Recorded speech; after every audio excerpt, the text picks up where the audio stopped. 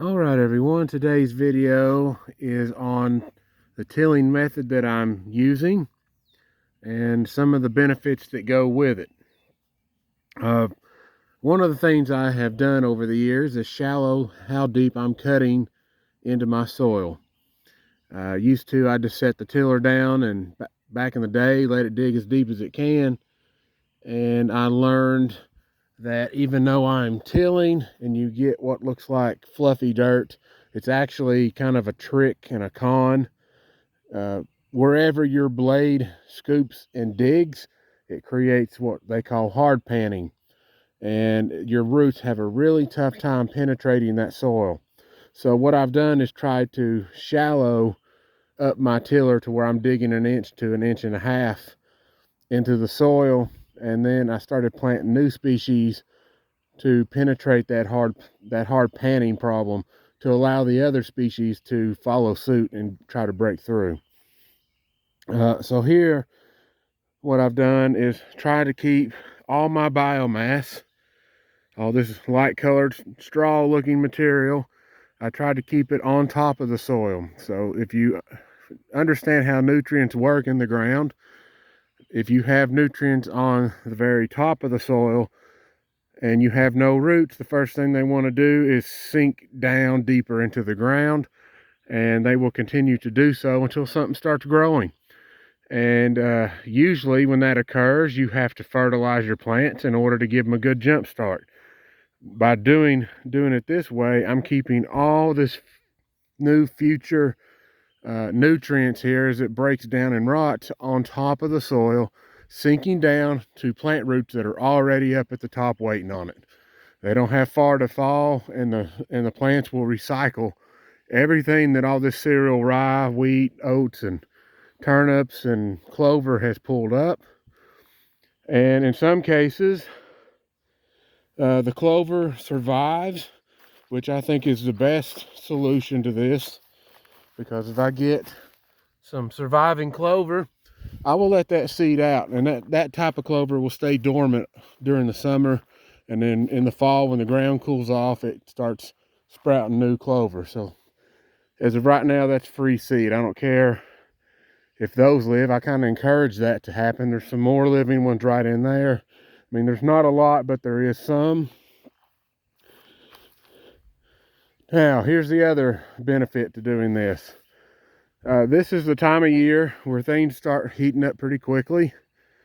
Your soil temperature is constantly on the rise, barring some, your freaky cold snaps that happen from time to time here.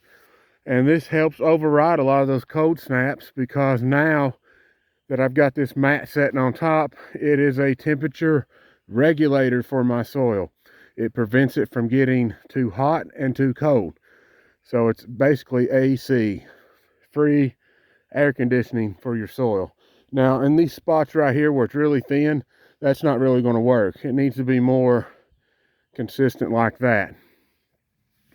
And as I've gotten this soil better and better, this amount of coverage you see continues to rise and become more consistent across the board. If you'd have seen what my plot looked like 5 years ago, you wouldn't have seen any of this anywhere in here in this plot. None of it. It would have looked like probably that, but less. That's how poor this soil was, and now look what I'm getting. This is only my 3rd year doing it. Year 6, year 5, looks fantastic. So because of that, I have a worm feeding machine. So I am allowing worms to take over, even though when you till, if the worms, that's one of the reasons, another reason I can shallow up my tiller. I'm trying to keep from cutting up so many worms, and I'm trying to protect them as best I can. Even though I don't have a no-till system, I wish I did. I just can't afford that equipment. But at least now the worms that are here are going to rapidly feed on all this vegetation here as it starts its breakdown process. Not initially, it's going to take, a little bit of time here for it to kick in, but once it does, they will continue to feed on it all summer long and continue to help extract more fertilizer through worm castings. They are some of the richest ground around, and that's one of the reasons why the soil has started to darken up some more. And the effect of clay, which is where it gets really hard when it's hot and dry, has been reduced because of the organic matter I keep throwing back into the soil. And another thing on your organic matter, see the clouds here? We have a chance of storms today. And because of that chance of rain, I will be banking and storing up free water in my food plot. For every 1% of your organic matter that you add to the soil, you can hold roughly another inch of rainfall. So what kind of rainfall could a biomass mat like that hold? I'll go ahead and tell you my previous experience from last year, because I found out pretty quickly. We had a drought for about 3.5 weeks, and I had a mat down there like that, and it stayed growing during that time, or during the entire time of that drought. It didn't slow down. It looked nice and healthy, and there were only a handful of places I had to fertilize to encourage better growth, but now I think that's leveled off to where it's nice and even across the board now. So that was holding tons of moisture. Well, guess what happened? The rain started right back up after 3.5 weeks. It didn't let up at all.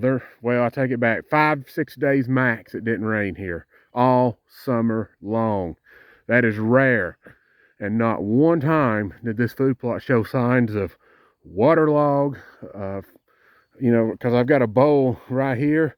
Water never puddled up there at all. This ground held easily 4 to 5 extra inches of rain with no problem whatsoever.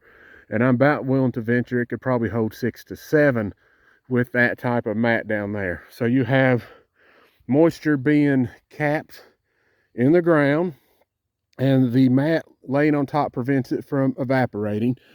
Then you have another storage system. The mat itself absorbs a lot of water, and it holds it there. And when I come out here when it rains, if I grab a big fistful of that and I squeeze it, it is a fistful of water that comes roaring out of that dead material. That is how I keep this food plot alive during some of the drought conditions we experience. And of course, it can only take you so far before the drought's just so bad it's going to affect your plot. But the longer you can prevent those signs from showing up, the healthier your ground will remain and the bigger your deer will get.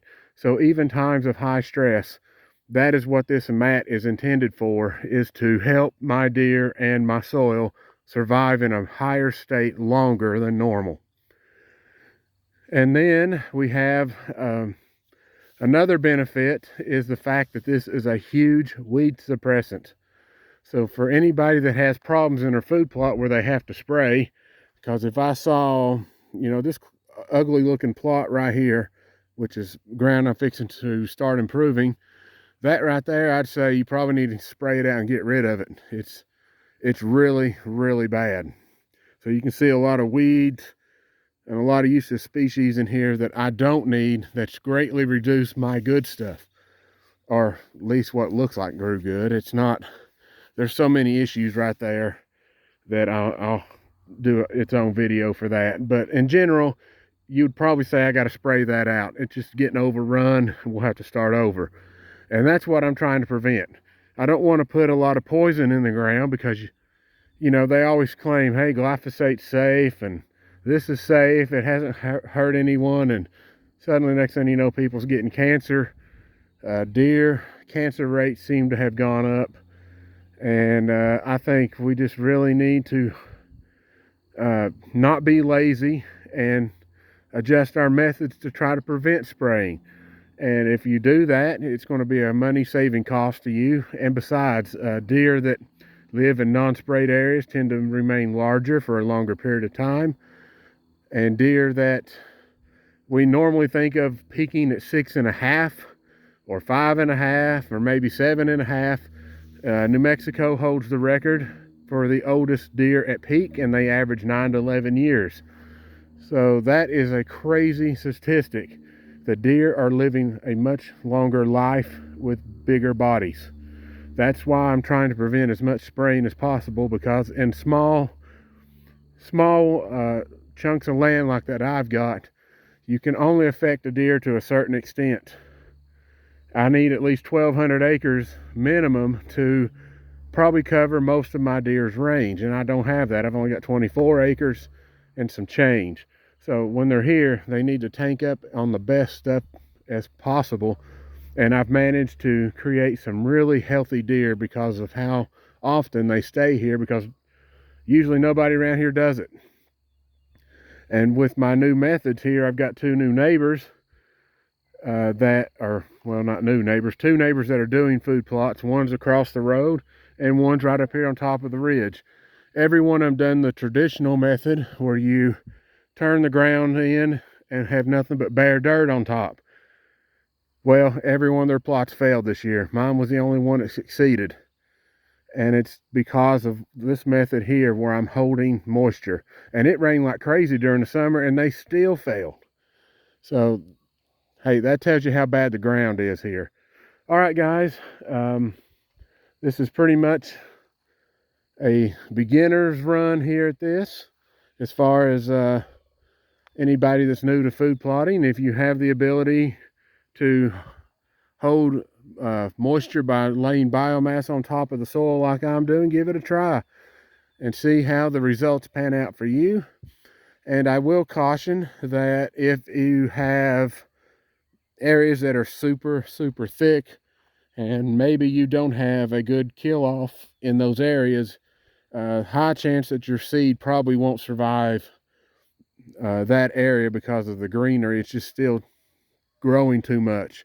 So make sure that when you do this, you get a good kill off, and sacrifice pretty much every species if you have to, and let this rot and shrivel up, and that creates the pockets to where the seed can germinate through there. So again, if you like this channel, hit that like and subscribe button, and if you like this content, you can share it with your friends. I have no issues with that. I like to see people succeed and help people succeed.